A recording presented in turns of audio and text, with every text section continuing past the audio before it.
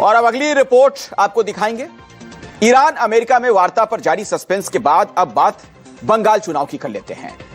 बंगाल में पहले चरण के तहत 16 जिलों की 152 सीटों पर कल वोट डाले जाने हैं।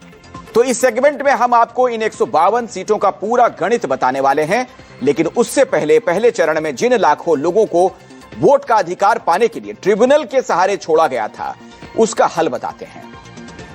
दरअसल आज पहले चरण के लिए ट्रिब्यूनल से क्लियर नामों की पहली लिस्ट जारी की गई है। भारत निर्वाचन आयोग के अनुसार ट्रिब्यूनल को फाइनल लिस्ट जारी होने के बाद कुल लगभग 34 लाख आवेदन प्राप्त हुए थे, जिनमें से पहले चरण के लिए 21 अप्रैल तक लगभग 650 मामलों का निपटारा किया जा चुका है। इनमें से 139 लोगों के नाम मतदाता सूची में शामिल कर लिए गए और वो कल होने वाले पहले चरण की वोटिंग में हिस्सा लेंगे।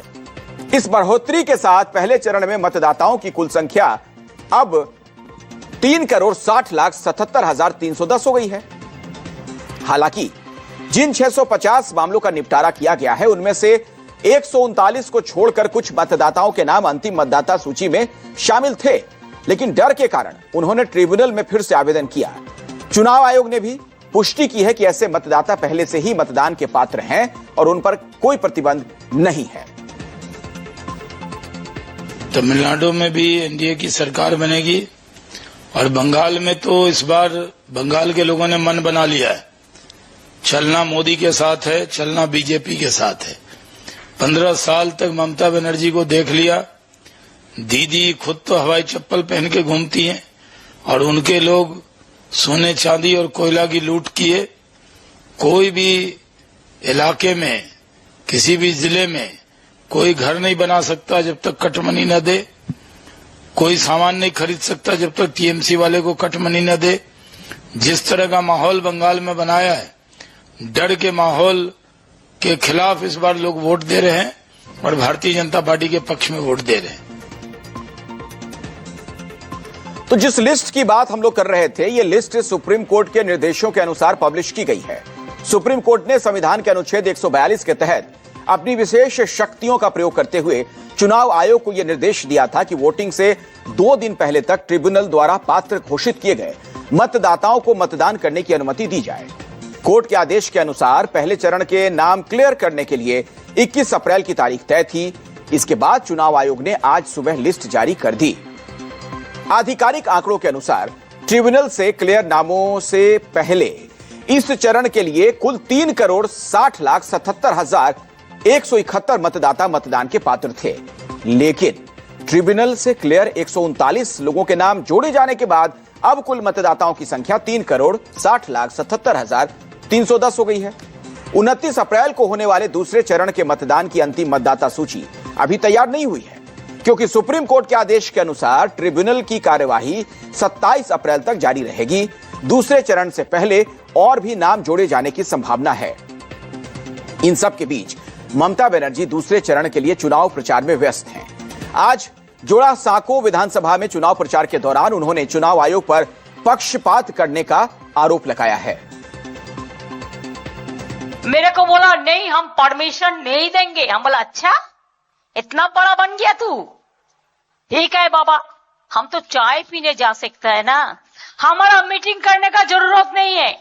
हमको तुम जाने नहीं दिया मीटिंग, ने कब जाने नहीं दिया मीटिंग, हमारा मीटिंग तुमको परमिशन नहीं दिया, और कोई पार्टी का मीटिंग ना रहने का बाद भी I am the chief minister, my priority is always number 1। अब प्राइम मिनिस्टर को प्रायोरिटी देता है 6 घंटा में, और हमारा मीटिंग में, हमारा कॉन्स्टिट्यूंसी में अब जाने मेरे को रोकता है। क्या सोचा है प्राइम मिनिस्टर ने, क्या सोचा है होम मिनिस्टर में? जुलूम चल रहा है, जुलूम। बोल दिया 1000 तृणमूल कांग्रेस को लीडर को आज रात में अरेस्ट करो। बोल दिया इलेक्शन का 24 घंटा पहले से कोई बाइक नहीं चलेंगे। अरे बाइक में नहीं चलेंगे तो घर जाएगा कैसे? बहुत सारे नकरी करते हैं, दूर दूर गांव में रहते हैं। ये क्या फरमान है? एक फरमान नहीं है, बदमाशी है, बदमाशी, शैतानी है, शैतानी है। ये लोग शैतान है। तो ममता बनर्जी कह रही है कि ये लोग शैतान हैं। चुनाव आयोग ने मतदान से पहले सुरक्षा व्यवस्था कड़ी कर दी है। पहले चरण के लिए 8,000 से अधिक बूथों को अति संवेदनशील घोषित किया गया। स्वतंत्र, निष्पक्ष और शांतिपूर्ण मतदान के लिए केंद्रीय बलों की तैनाती बढ़ा दी गई है। सीमावर्ती क्षेत्रों में कड़ी निगरानी के आदेश दिए गए हैं और किसी भी अप्रिय घटना से बचने के लिए कुछ इलाकों को सील कर दिया गया। मतदान से पहले आयोग ने सभी पीठासीन अधिकारियों को निर्देश भी जारी किए हैं। तो इलेक्ट्रॉनिक वोटिंग मशीन पर सभी उम्मीदवारों को बटन साफ साफ दिखाई देने चाहिए और किसी भी उम्मीदवार के बटन को टेप, गोंद या किसी अन्य चीज से ढका नहीं जाना चाहिए, यह बात साफ की गई। मतों की गोपनीयता भंग करने के लिए बैलेट यूनिट पर मौजूद उम्मीदवार के बटन पर कोई रंग, स्याही, परफ्यूम या कोई अन्य रसायन नहीं लगाया जाना चाहिए, यह भी साफ कहा गया है। यदि ऐसा कोई मामला सामने आता है तो पीठासीन अधिकारी तुरंत सेक्टर अधिकारी या रिटर्निंग अधिकारी को सूचित करेंगे और ऐसे सभी मामले ईवीएम के साथ छेड़छाड़ या उसमें हस्तक्षेप करने के दायरे में आ सकते हैं, जो कि एक चुनावी अपराध है। ऐसे किसी भी मामले में ईसीआई दोषियों के खिलाफ आपराधिक कार्रवाई करेगा। साथ ही पूरे बूथ पर रीपोलिंग यानी पुनः मतदान का आदेश भी दिया जा सकता है। मालदा, मुर्शिदाबाद, उत्तर दिनाजपुर, कूच बिहार, बीरभूम और बर्धवान जैसे जिलों को विशेष तौर पर संवेदनशील माना गया है और इन इलाकों की सभी सीटों पर कड़ी निगरानी रखी जा रही है। केंद्रीय सशस्त्र पुलिस बल के जवानों के अलावा सर्विलांस टीमें और 2193 क्विक रिस्पांस टीमें भी तैनात की गई हैं, ताकि किसी भी घटना पर तुरंत कार्रवाई की जा सके। चुनाव के लिए निर्वाचन आयोग ने केंद्रीय अर्धसैनिक बलों की रिकॉर्ड 2450 कंपनियां तैनात की हैं, यानी करीब 2.5 लाख सुरक्षाकर्मी। लेकिन सेंट्रल फोर्सेस की तैनाती को लेकर विपक्ष, बीजेपी और चुनाव आयोग पर हमलावर है। सुप्रीम कोर्ट के सीनियर एडवोकेट और राज्यसभा के सांसद कपिल सिब्बल ने पहले चरण की वोटिंग से पहले चुनाव आयोग पर कई गंभीर सवाल खड़े किए हैं। ऐसा लगता है कि पश्चिम बंगाल में इमरजेंसी लागू है। 2400 प्लेटून सीएपीएफ के, तो ऐसा लग रहा है कि भाजपा चुनाव नहीं लड़ रही, चुनाव सीईसी और सीएपीएफ लड़ रही है ममता को हराने के लिए। आपने कभी देखा किसी भी चुनाव में, हिंदुस्तान के इतिहास देख लीजिए, किसी चुनाव में ऐसा हुआ? चुनाव से पहले आयोग ने दरअसल कई तरह की गाइडलाइंस भी जारी की हैं। इसके तहत चुनावी क्षेत्रों में किसी दोपहिया वाहन पर प्रतिबंध है। खासकर दूसरे क्षेत्रों से आने वाले टू व्हीलर प्रतिबंधित कर दिए गए हैं। किसी और विधानसभा क्षेत्र के लोगों का दूसरे विधानसभा क्षेत्र में जाना भी प्रतिबंधित है। आयोग का तर्क यह है कि सोर्च जैमिंग को रोकने के लिए यह कदम उठाया गया है, जबकि टीएमसी लगातार बीजेपी और चुनाव आयोग पर सवाल खड़े कर रही है। टीएमसी ने आज कई पोस्ट कर चुनाव आयोग पर बीजेपी के लिए काम करने का आरोप लगाया है। टीएमसी ने दरअसल एक वीडियो भी जारी किया। पुलिस ऑब्जर्वर और बीजेपी के एक नेता की मीटिंग का ये वीडियो बताया जाता है। पार्टी का आरोप यह कि आयोग खुल्लम खुल्ला चुनावों को प्रभावित करने की कोशिश कर रहा है। टीएमसी का आरोप यह भी है कि निर्वाचन आयोग द्वारा नियुक्त एक पुलिस पर्यवेक्षक एक होटल के कमरे में बीजेपी उम्मीदवार के साथ गुप्त बैठक कर रहा था। टीएमसी ने होटल का नाम, कमरा नंबर और तारीख भी बताया है। दूसरी तरफ पहले चरण में पूरी ताकत झोंकने के बाद अब बीजेपी का फोकस दूसरे चरण पर है। इस ऑपरेशन की कमान संभाले हुए हैं अमित शाह। बीजेपी ने बंगाल को संगठनात्मक तौर पर 5 संभागों सिलीगुड़ी, बालूरघाट, दुर्गापुर, खड़गपुर और हुगली में बांटा है। गृह मंत्री अमित शाह इन सभी संभागों में जाकर न सिर्फ प्रचार कर रहे हैं, बल्कि रात्रि प्रवास कर कार्यकर्ताओं के साथ मल्टी लेवल बैठकों के जरिए जमीनी हकीकत को समझ भी रहे हैं। शाह इस बार बंगाल को सिर्फ मंच से नहीं बल्कि जमीन की बारीक समझ से साधने की कोशिश में है। वो बंद कमरों की रणनीति के अलावा आक्रामक जनसभाएं भी कर रहे हैं।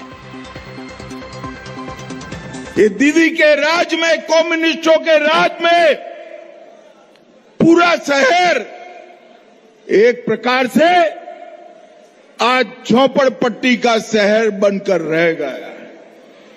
देश में कई शहर ऐसे हैं जो स्लम फ्री बनने लगे, मगर दीदी को जरा भी इसकी जरूरत नहीं लगती है। ये तो स्लम में घुसपैठिए को बसा कर अपनी वोट बैंक बनाना चाहती है, वोट बैंक बनाना चाहती है। देखिए, माना जा रहा है कि कल होने वाले पहले चरण का मतदान बीजेपी के लिए बहुत ही अहम है।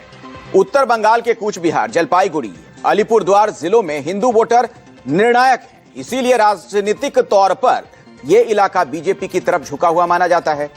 तो आइए आपको बंगाल के इन 152 सीटों का गणित भी समझा देते हैं। तो पहले चरण में कुल 152 सीटें हैं। 2021 में इनमें से 92 सीटें टीएमसी ने जीती थीं, जबकि 59 सीटें बीजेपी के खाते में गई थी। इस बार बीजेपी का टारगेट 100+ का है और 1 सीट अन्य ने जीती थी। अगर पहले चरण में बीजेपी ने बढ़त बना ली तो बंगाल में बड़ा खेला हो सकता है, लेकिन अगर इसी चरण में टीएमसी ने बीजेपी को बढ़ने से रोक लिया तो ममता बनर्जी जीत का चौका मार सकती हैं।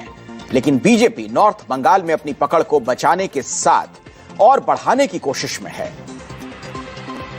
दिल्ली बोल रहा है नया क्या है, भाजपा आ रहा है, परिवर्तन का आंधी है। मोदी जी का नेतृत्व में एक राष्ट्रवादी डबल इंजन सरकार बन रहा है, लेकिन टीएमसी चोरी करने का मौका नहीं मिलेगा। टीएमसी एसआईआर हुआ है, टीएमसी जाने वाला है, छुपड़ा साफ होगा। ममता बनर्जी फिर एक बार मेरा सामने उनको हार स्वीकार करने पड़ेगा भवानीपुर में।